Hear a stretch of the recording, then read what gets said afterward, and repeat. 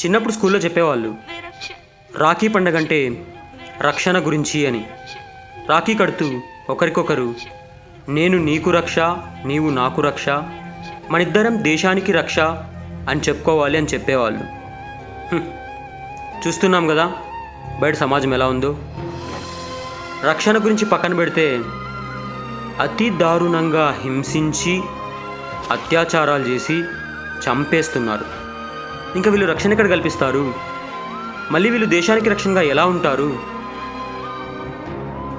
ఈ స్వాతంత్ర దినోత్సవాలు, రక్షాబంధన్లు జరుపుకునే ముందు ఒకసారి ఆలోచించండి బయట సమాజం ఎలా ఉందో.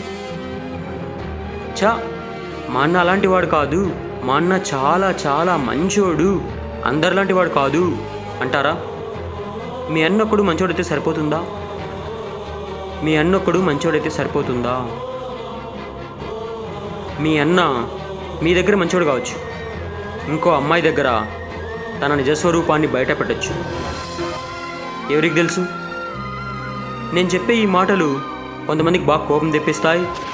కోపం తెప్పించినా ఇదే నిజం. హ్యాపీ రక్షాబంధన్.